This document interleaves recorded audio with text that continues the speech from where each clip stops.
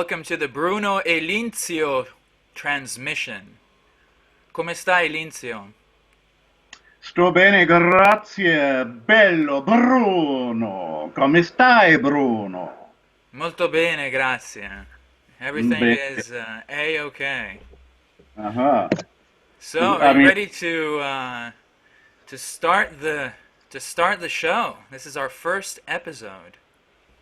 sì, primo, ma prima di iniziare, Before we begin, mi piacerebbe ogni volta che lo facciamo per parlare un po' di italiano in modo da verificare i miei progressi con questo progetto.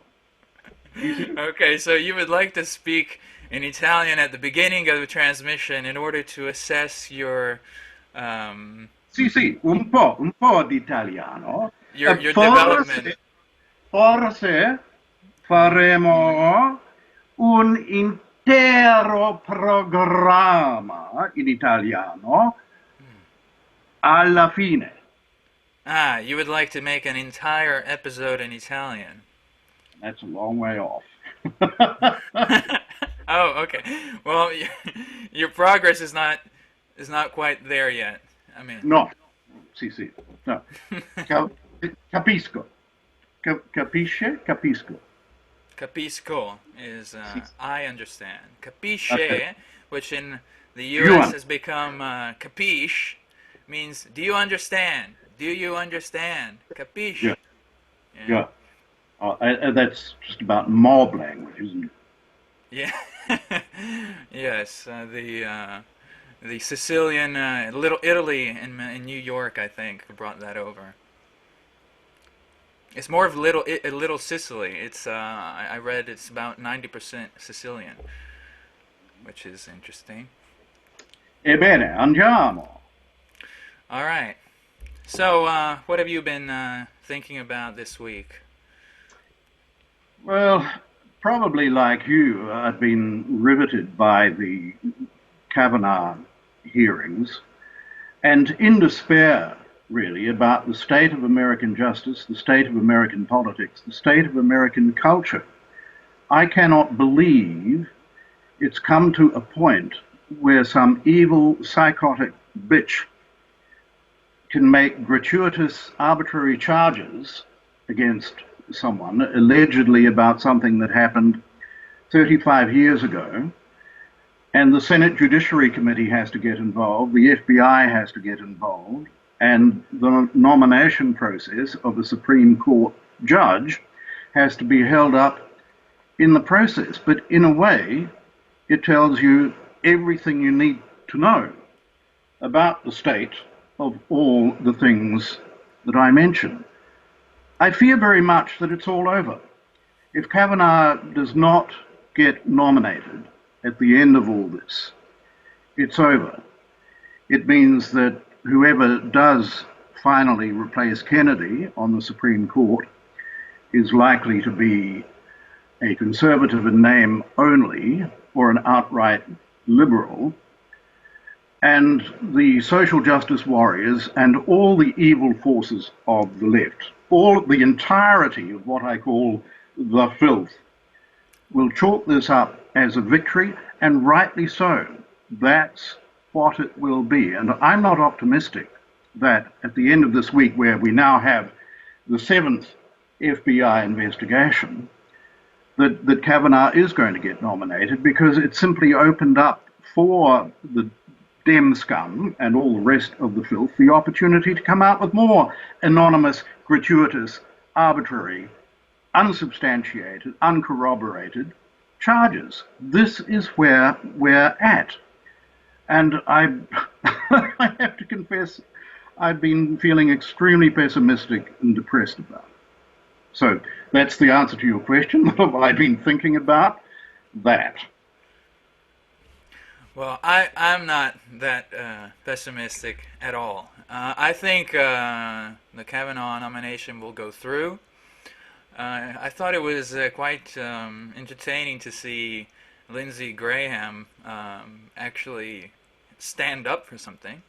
That He was, was, I mean, he emerged as a hero, and I've hitherto held him in contempt because he's been one of the most reliable traitors to the Trump agenda since the president was elected. And one put that down to personal pique at the fact that Graham got, what, 1%? I think he was the first of the 17 other candidates to fall by the wayside, wasn't he? Because no one supported him. And he appeared to be in eternal umbrage over that. But suddenly he's come on side. And that explosion, which is what it was magnificent, where he said, if we don't nominate Kavanaugh at the end of this, this will be legitimizing the most despicable thing I've ever seen in my entire career in politics. That was magnificent. So, yes, I agree with you. Kudos to Lindsey Graham. He has emerged as one of the heroes of this whole sordid episode. yes. Well, I just read last night that a document leaks that they do have the votes. They do have the votes, and they're going to vote Kavanaugh in. So, whether or not they'll do so as soon as possible, or they'll wait a few more days, I think it will happen. I don't think the Republicans can afford to let this charade continue. Which, if Lindsey Graham hasn't seen anything worse than this, it means that this is pretty bad, right? So, Yes, quite. so yeah, I'm not too worried. I think that, in fact, most people, or a huge deal of people, will look at this and they'll just realize how insatiable the thirst for power of the Democrats is, and at what level they'll steep down. They will do anything in order to win. They will do anything in order to stop the Trump agenda. There's just no rules with the Democrats. Anything goes, including lies, misrepresentations, and all of this. It really doesn't matter to them how they get to stop the Republicans. The important thing is that they do stop the Republicans. And I think this goes to the issue of the whole Trump phenomenon, which is that it's Republicans, the voters, I mean, not the rank and file, but the voters, the deplorables. The deplorables have had enough of voting for conservatives in name only, for rhinos or cucks, and they really want the Republicans to do what the voters want them to do, which has not happened. Just remind you of George W. Bush. He ran on a non-interventionist platform, and he got the country in the Middle East in countless and, quite frankly, ridiculous, stupid, and counterproductive wars.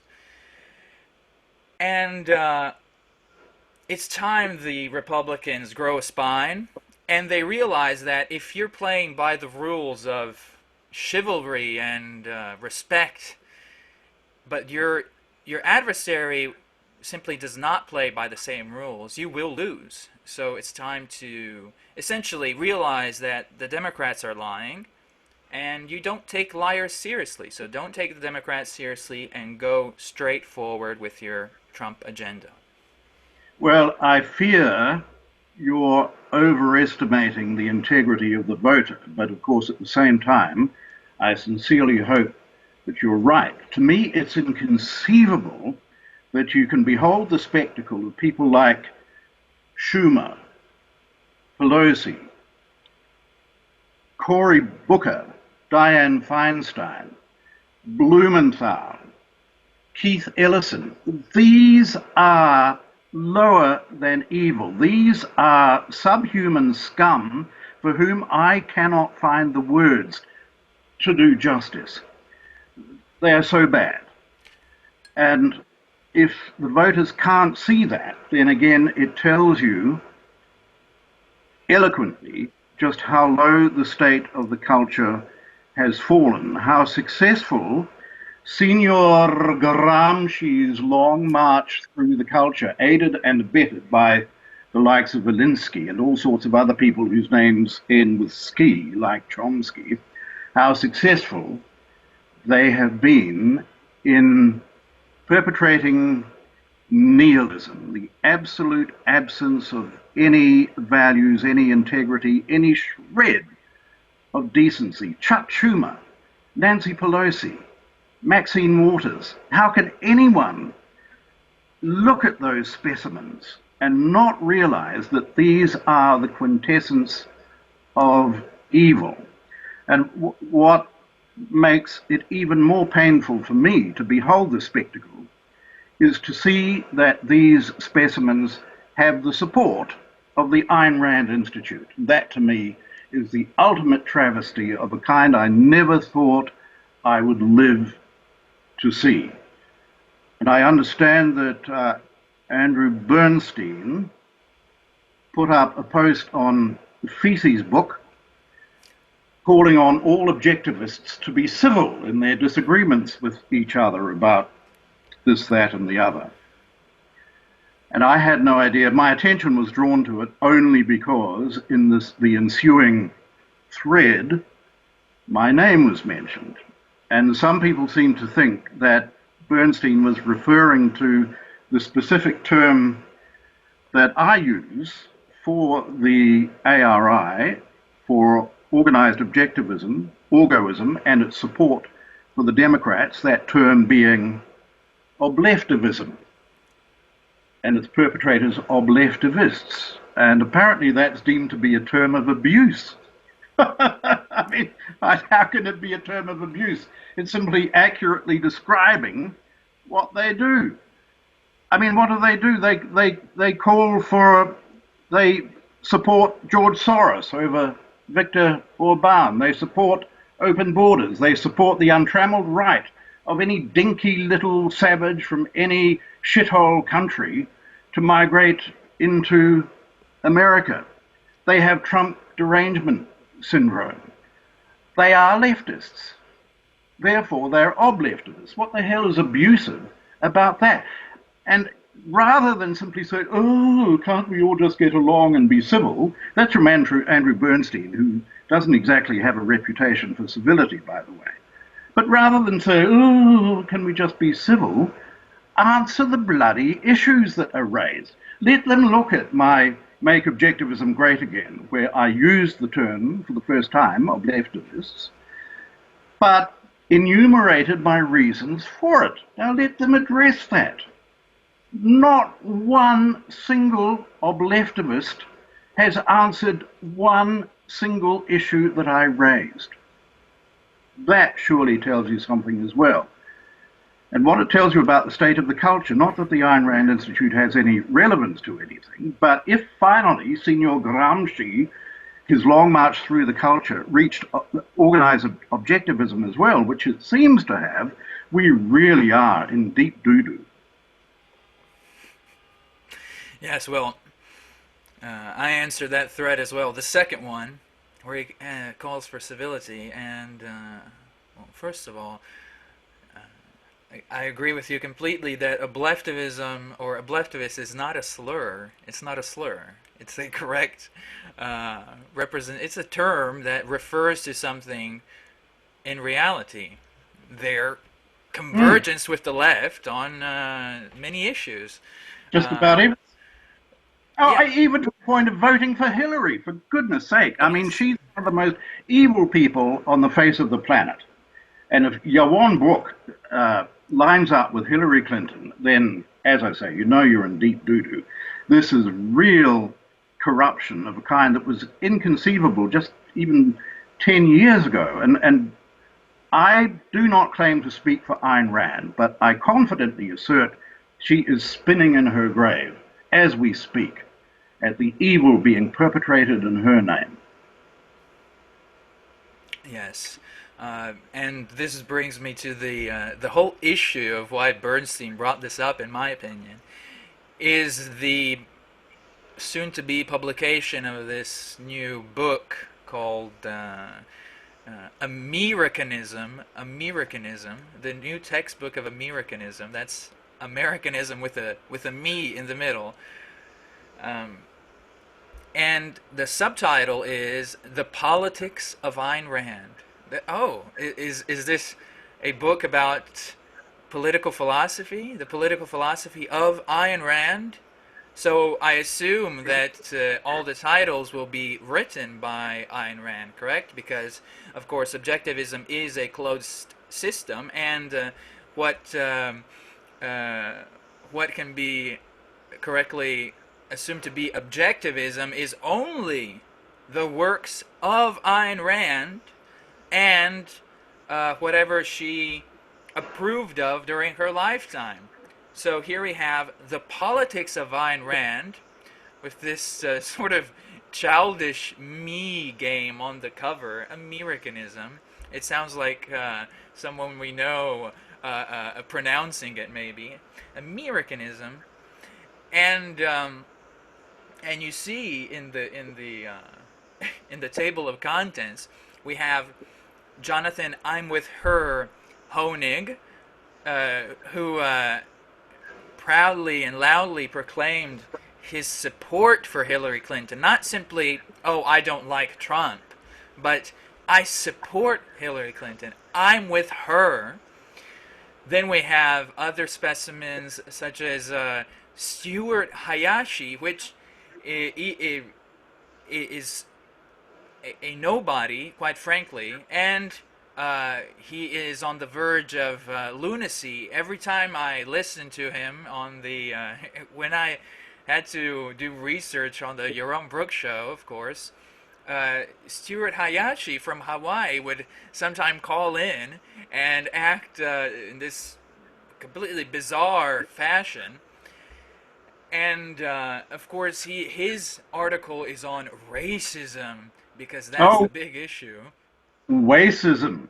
Well, now, he's the guy, if I'm not mistaken, who on one of those Feces book threads said how much he was looking forward to Nancy Pelosi regaining the gavel in the House, becoming the House Majority Leader.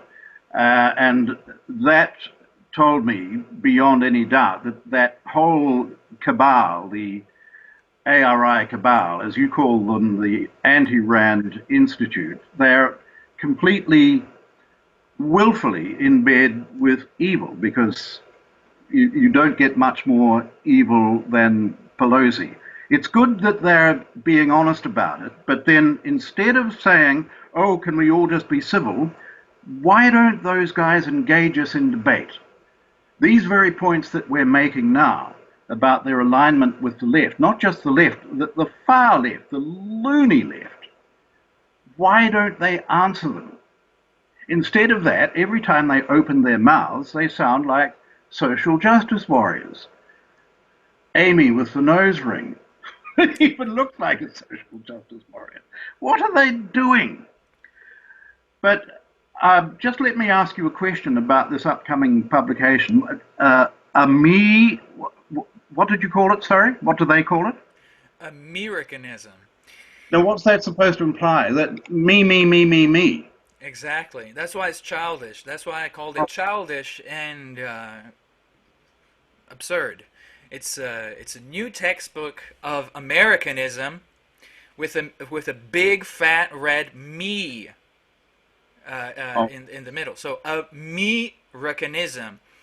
The Politics of Ayn Rand. Again, the Politics of Ayn Rand. So Stuart Hayashi is speaking the Politics of Ayn Rand. Yeah. So Americanism. I think that it's one of the reasons that organized objectivism, orgoism, is not enjoying any success. I think we're all fed up with me.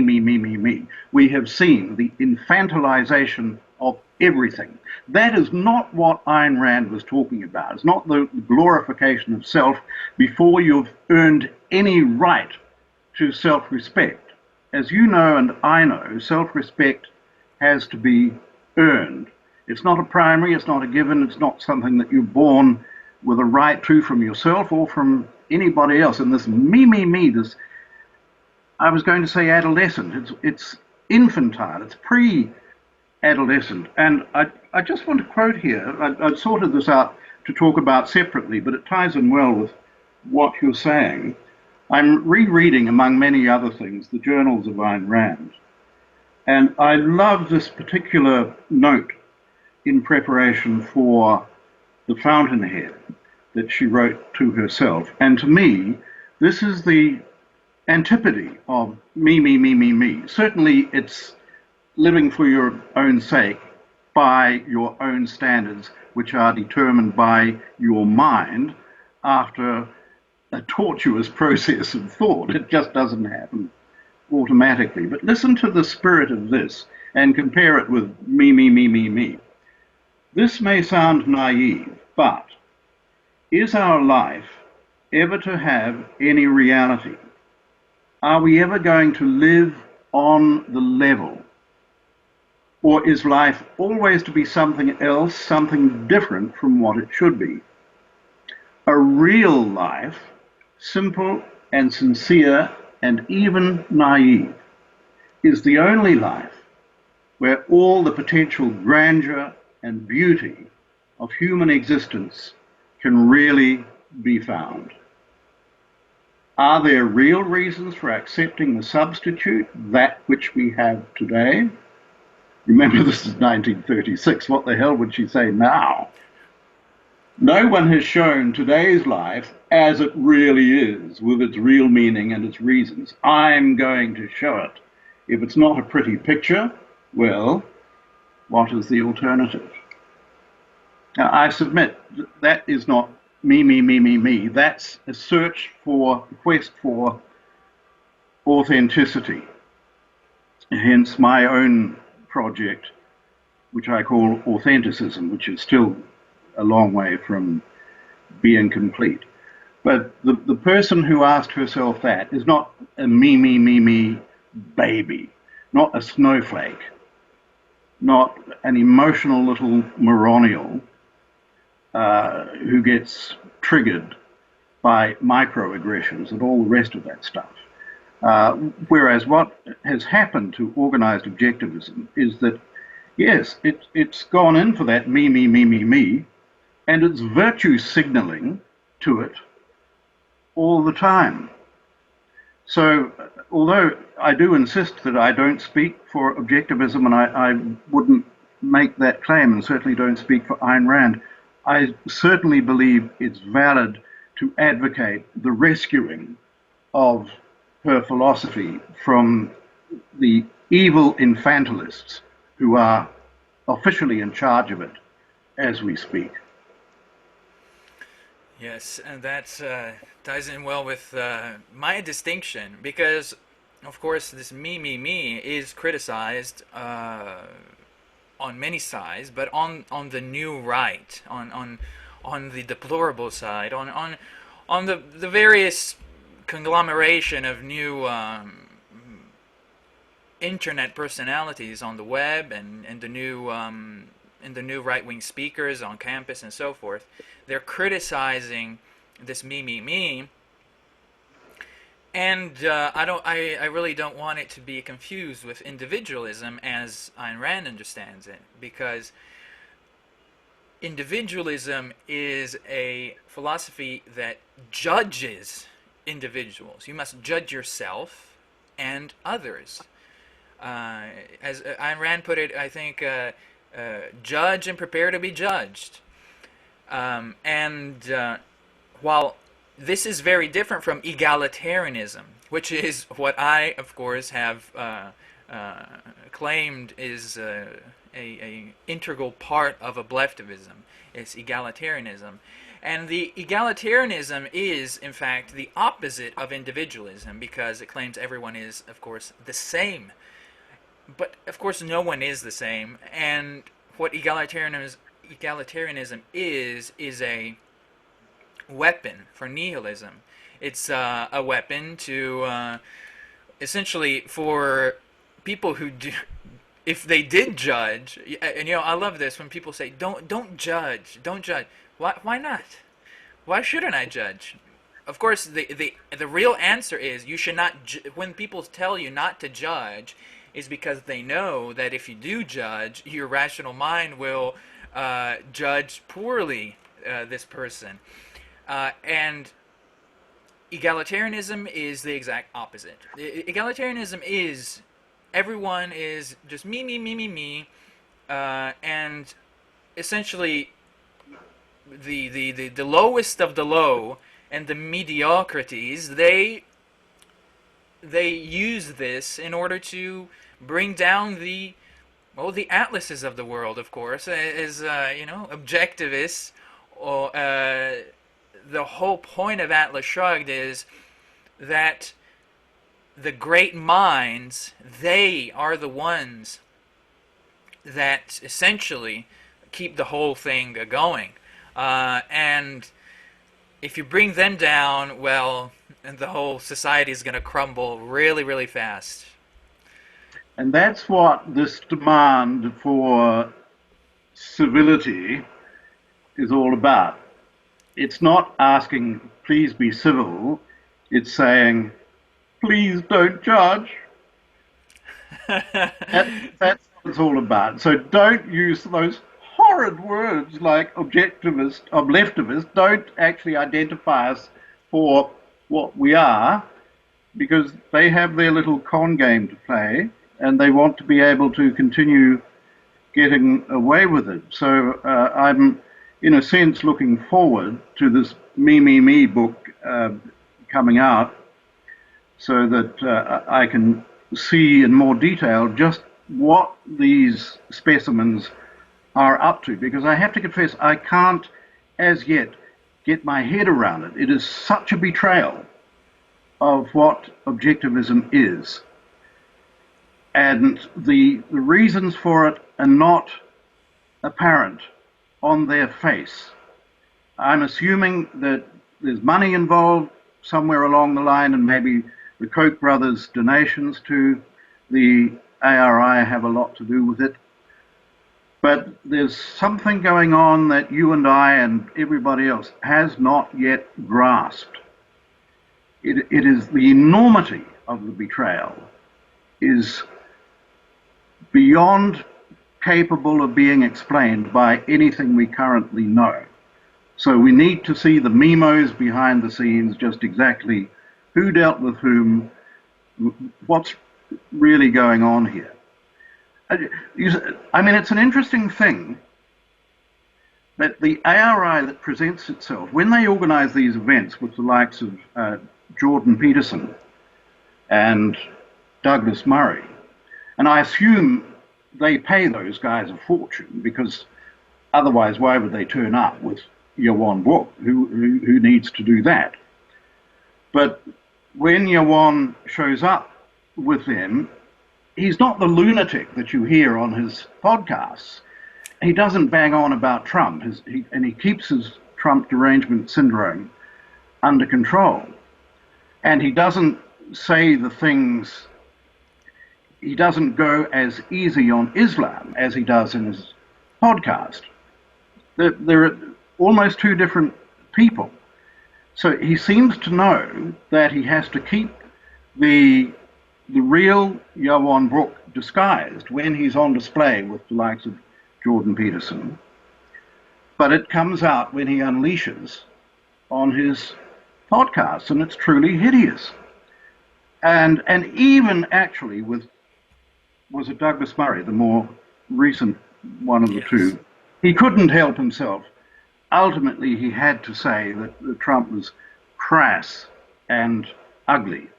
But he held back from saying that Trump was the greatest threat to Western civilization and Islam is a mere mosquito bite. Those things he says on his podcast, he didn't say that in front of Douglas Murray. And indeed, those occasions are the only time that Yawan mentions Western civilization. And the rest of the time, I think you're quite right. I think they've succumbed to cultural egalitarianism and multiculturalism, whereby all cultures are created equal. And you're not allowed to say Western culture is the best. And that funny noise indicated we've reached 30 minutes, and I made a solemn vow that, unlike these other podcasters, we're not going to witter on conceitedly forever as though the whole world hangs on our every word. So we should wrap it up here and continue next time. Yes, very well. This is Bruno for Linzio, and we'll see you next week. Bruno e Linzio. Buonanotte, Bruno. Buonanotte.